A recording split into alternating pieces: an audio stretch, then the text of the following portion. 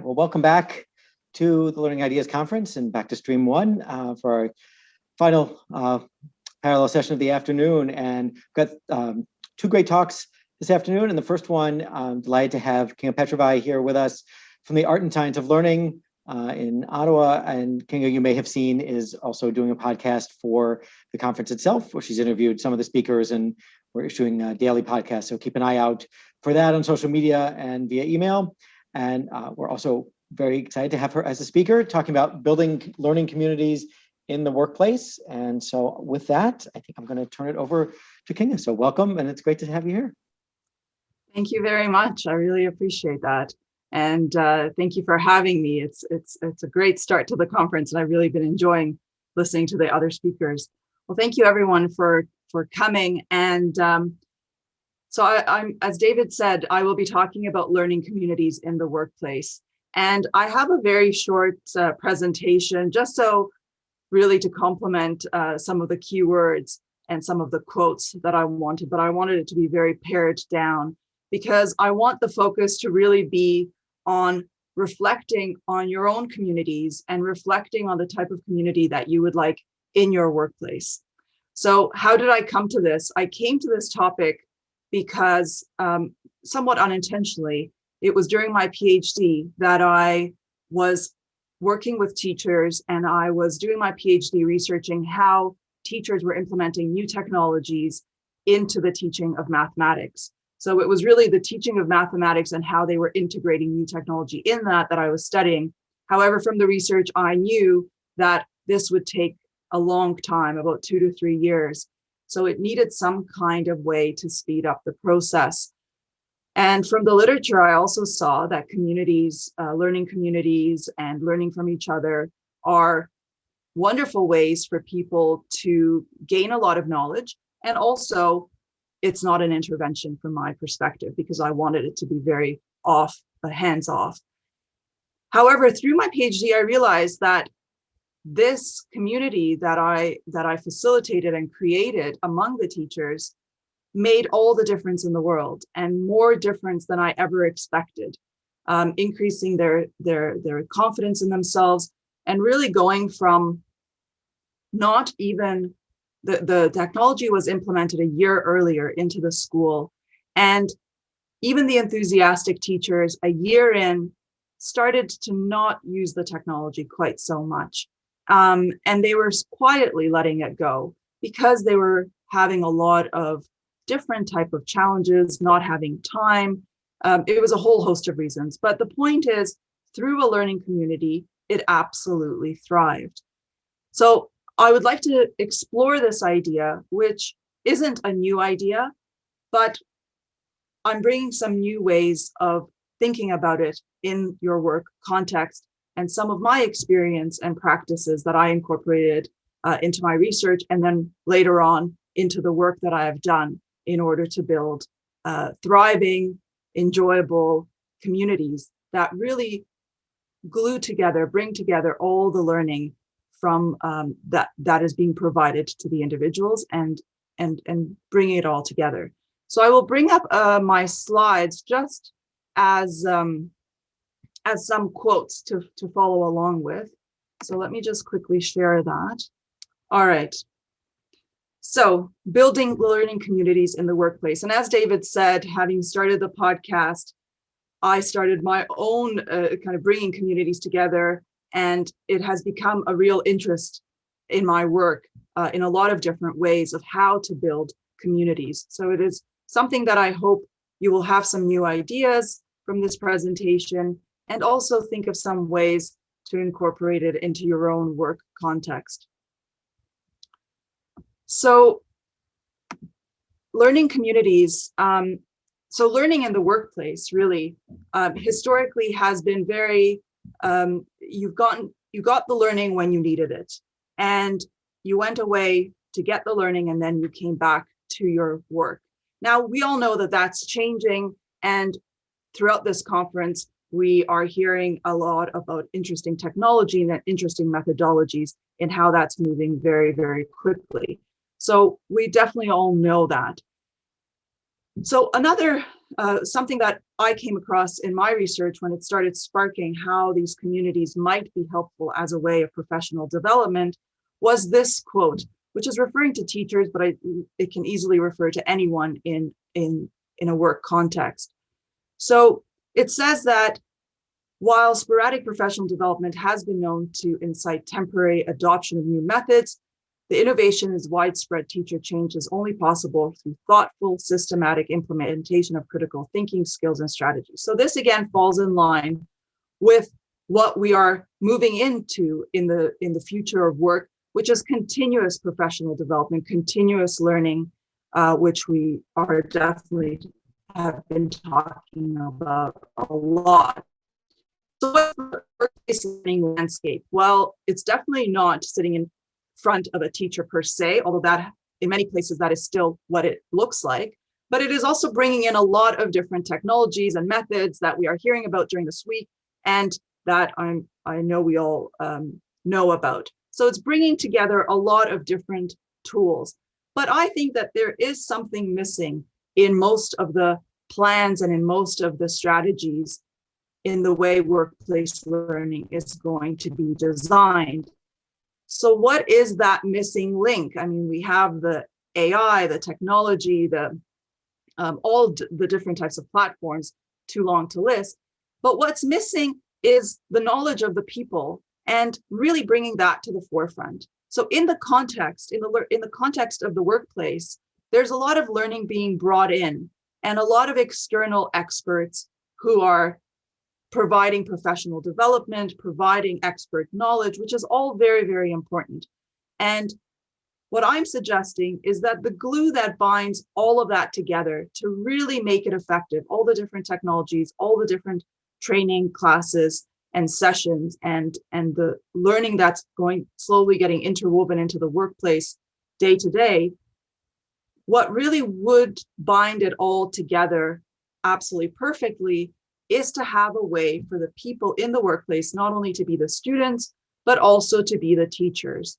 And part of that is really to also be able to learn from each other because they are the ones who have the contextual knowledge, who really understand how this new methods of work, how these new tools that they're trying to learn in the workplace, how they are actually functioning in the workplace. So for example, in terms of teachers, math teachers, as an example, are implementing a new technology. But often the people who are teaching them and the resources that they find don't know the actual students that they're working with, or maybe the nuances of the math. So I think the glue that really binds all of the different workplace learning strategies, technologies, and professional development is the people, for them to be able to learn from each other, from their mistakes in their context, and to build that community in the workplace. So here are two quotes in terms of how learning communities, they're not necessarily explicitly talking about learning communities, but they are talking about the fact that that individuals in the workplace need to share knowledge, need to network, need to mentor each other, and collaborate. And these are important steps towards growing what we think of as workplace learning. So learning communities, I mean, we've heard it and we've practiced it. I'm sure many people have also been part of learning communities. There's different theoretical framings for it. There's the community of practice. There's also professional learning networks. They do have theoretical differences or detailed differences in them. So that is why I refer to learning communities, kind of stripping away a lot of the research nuances of how these terms are defined and thinking about a group of people who come together in a non-judgmental environment, so they're not being evaluated for their work, and sharing their knowledge. So what do we need for a successful learning community in the workplace? I mean, there's a lot that is important. And when we think about learning networks, and especially we think about professional learning networks, there's online learning networks, there's communities of practice at workplace as individuals come together, and there's a theme, there's an overarching topic that individuals gather and discuss. But what I'm referring to is very structured, and structured in a specific type of way to not make it, to first of all have the barrier of entrance to be very, very low. So very often communities of practice, especially online communities, you either have to have the time and the knowledge to know where to look for them. If it's an online community, which is very popular in a lot of professional networks, for example, teachers, there's a level of knowledge of the technology and having the time after work to be able to take part in it. Also, in a lot of communities of practice, another topic, another aspect of it is that it is not often, there aren't necessarily action items at the end of it. So people come together and talk about their common interest, and certainly they learn. But what I'm trying to suggest is to take all of these concepts, take things that, take the good things from them and structure it into the workplace in a particular way. So what is needed for a successful learning community in the workplace? I mean, there are several things, but a major thing is trust. And trust is not only trusting the colleagues that you are with, but also trusting the leadership and trusting that this is not a job evaluation. This is not a test. This is what you say in that learning community is not going to be taken any further outside of it. So building this trust, for example, in my during my doctoral thesis, which is one example that was quite over an extended period of time that this community was built. One of the main things was in how I integrated into that environment and making sure that it was clear to the leadership that I would not be reporting back to them on what individuals were learning, on how what we were discussing and how the groups were progressing. Also that I would certainly keep all of that confidential, and it would never be told to other teachers. So it wouldn't be coming from me, and it wouldn't be coming to the leadership. And it was purely meant for everyone to be supporting each other. So building that trust is absolutely critical. Focusing on the learning and not the evaluation. So this part of it is building trust, but another part of it is really for the community to be clearly structured in a way that it is not a judging place. People are there to learn from each other's mistakes, learn from each other's successes, and celebrate all of that.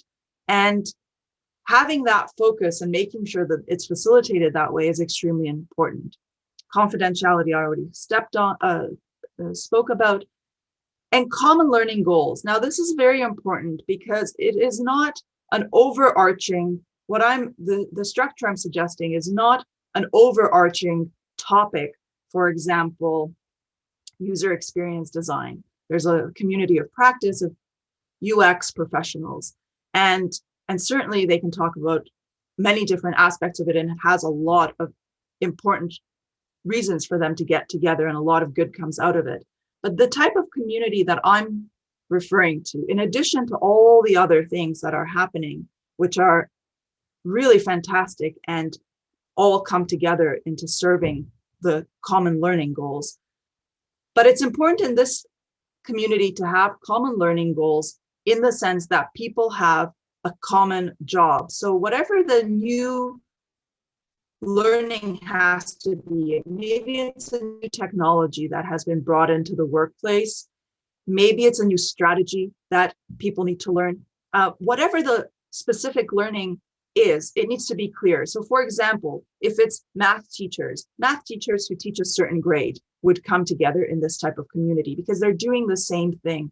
So having that commonality of the job and the commonality of what is the new that has to be learned is very, very important in this type of community.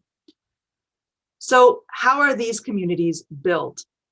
So again, defining the learning objectives is absolutely key, and engaging the willing. So what I mean by that is that this is not compulsory. For this to work, and the way I have designed it and seen it work in different contexts, is that it's not obligatory training. There is all of the other training that people need to go through, but this kind of community, it's not forced, it's not mandatory. And the reasoning behind it is that although you engage those who are the early adopters or the very enthusiastic, and then also have their help in engaging others who are interested in starting the community. But if someone doesn't want to join, or if they're not enthusiastic, there should be no pressure. Because at the end of the day, once this community gets going, there will be a huge trickling effect where outside of these gatherings and meetings, people will be seen as collaborating, people will be talking about the great things that they are learning, and there will be a huge trickling effect where maybe not everyone will join the community, most likely that's not going to happen, but they're going to pick up new knowledge because now there's going to be a discussion in the common areas outside of this space, these discussions of what people have learned, and because they're making connections with their colleagues, that is going to be actively talked about and done outside of this space, trickling into the rest of the organization. Again, people are coming from the same context. So optimally, it's people from the same company, not companies that are similar, because context is important. One organization, maybe a hospital, is not necessarily the same as another hospital, although someone might be doing the same type of job, but it is absolutely beneficial to have as much of the same context, to be colleagues in this situation, because a lot of the learning will be about the new technology, but the context of it will be very important. And scheduling regular meetings, having this as a dedicated space, part of the job is absolutely important. And also building a community, being like the host of a party. You are building a community, you are asking questions, and you are engaging your guests. And this is exactly what the role of the facilitator is. So it's an independent person from the leadership. They're not there to provide knowledge, they're there to guide the conversation. And exactly like a host, their role is to not even bring in knowledge, but really to guide, to ask why. So for example, it's a little bit challenging to give specific examples of how the meetings would be structured without knowing the context. But the point is that it starts slow and it starts building. And the first meeting is really a discussion about the current experience. How are people feeling about this? How are people feeling about this new technology, new way of working? What is their experience? And that in itself, I have found, is almost like a cathartic healing session, because people come and say some of the things that they liked, some of the challenges they are having, but a lot of the things that they haven't actually talked about before. And this first session of building those bonds, just talking about how it's going, is really important. After that, it's asking questions of, well, what is possible? What are you doing with this new, for example, technology? How might it be helpful in your job? What possibilities could there be if you had the knowledge and the tools? Discussing these and coming up with a little tiny nugget of something to try. And then in the third meeting, it's discussing the successes and challenges. And very important to also discuss the challenges of what went wrong, what went right, and why. And what I have always found is that in asking these questions, in generating conversation, it really is like a social gathering where people talk, share stories, and it does take on a life of its own. But the role of the facilitator is really like a good host to hold it on track, have the direction, but be flexible to where individuals are going, because at the end of the day, they are learning from each other. And then each meeting becomes a deeper and deeper questions, overarching questions of deeper aspects of how to use that new tool, new technology. So testimonials, I mean, here are two quotes from research that I have done on how these are teachers, not their real names, but these are teachers and how they felt about this learning group that was created. And it really did feel like therapy, like all the other training now got pulled into one, and it all started to make sense. And they became a lot more confident and created a lot more bonds with their colleagues, which is extremely important in any workplace. And so just to say that some of the benefits of this are certainly increased self-confidence. Many examples that I have seen where people said, I just don't really know what I'm doing anymore. I don't really want to talk about it. I don't have time to talk about it. And also I feel like I'm the only one. And they realize they're not the only one. And this happens in all sorts of contexts. So what's next? So next would be how will thinking about how would a learning community fit into your work context, and keeping in mind kind of the overarching principles of making it a non-judgmental community where the facilitator is removed from leadership and appraisal and is a non-judgmental questioner, asking the questions, being a host, and creating that space of bringing food, bringing tea, having that space where it really does build a community. So think about how might this fit into your workplace, and what would be your first step? And I'm curious to hear what people would think about as a first step. Of course, this is all very different depending on your context and the type of learning. And as the little drawing shows, all learning is very messy, and we're on an upward trajectory, but often it doesn't feel that way. And this is exactly it. These communities are extremely effective, shockingly cathartic and productive, but it really does need that initial structuring to be in a trusting environment, to be non-judgmental, to provide support, not to insert knowledge, but to really bring out knowledge from everybody who is in that space. So I will stop sharing my screen, and I would love to hear if anybody has thoughts on how they would start this process. But it is bringing together all aspects of communities of practice, learning networks, but making sure the barrier of entrance is very low. It's in the place of work during the time of work. It is trusting in a situation where it has been defined that leadership does not intervene and does not hear what happens. And it is building that, being a host in that context of wanting to bring out the conversation. So if there's any questions, I'm hoping that someone will try to build something similar. All right, well, fantastic. Well, thank you so much. We have one question from Bruce, which is about your thoughts if you have experience using liberating structures to help start and build a learning community. If that's something you've I haven't encountered. No, I haven't encountered that.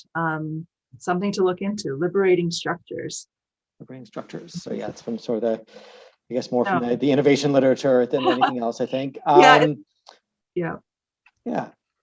Okay, so that's one thing to look into. And then, and I had a sort of a different kind of question about the the communities of practice and the discussions that people had, are there kinds of content that generate, by their nature, a better learning community? Like, things that spark debate or things that people feel really passionately about. Like, do those make, is that a factor in how successful a learning community or community of practice can be? And, are there other things you have to do when the content isn't necessarily as enticing? I mean, I think people are in a job that maybe hopefully they like, but some things just don't lend themselves as well to discussion and conversation as other things.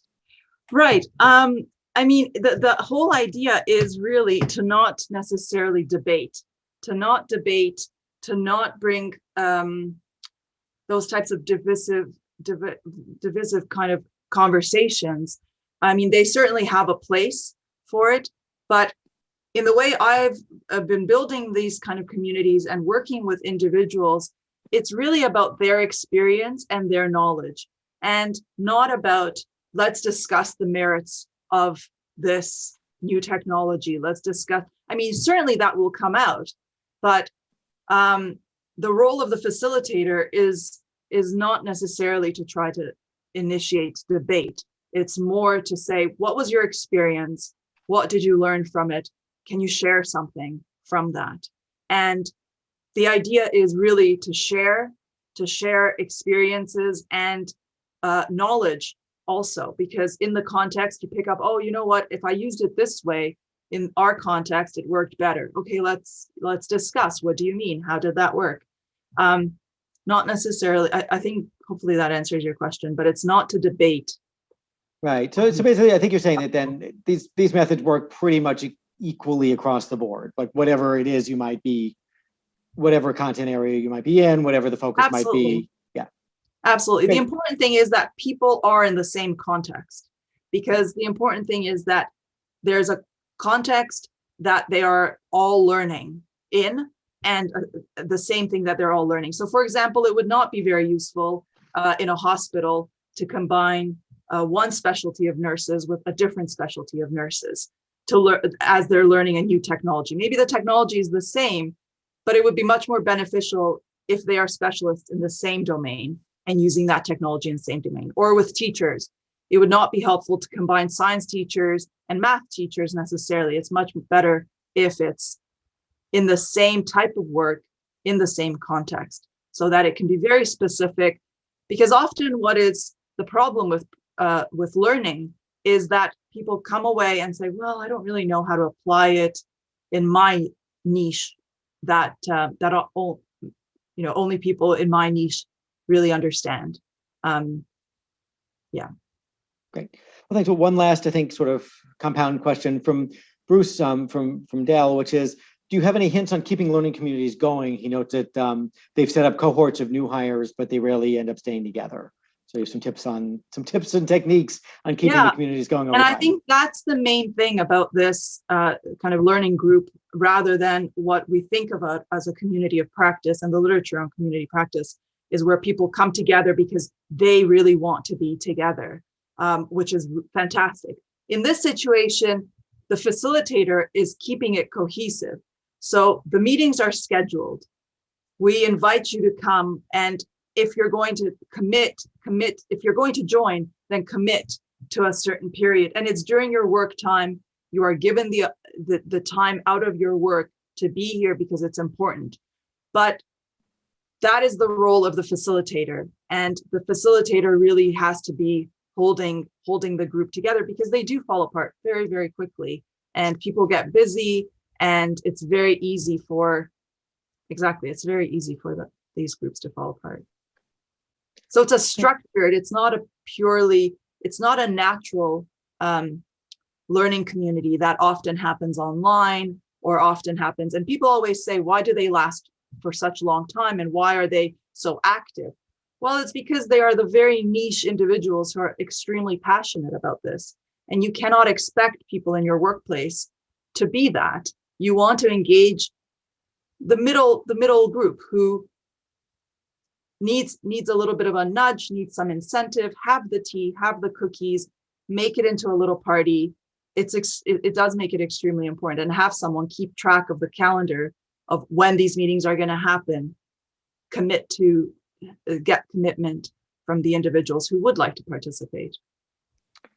Great. Well, thanks so much. I think we're at the end of the time, and it's great having you. And we can certainly continue this discussion of learning communities in our own learning community here online through the Hoover system or through the chat and everywhere else. And we'll also look forward to your conference podcasts and to your podcast in general, The Art and Science of Learning. So Kinga, thank you so much for being here.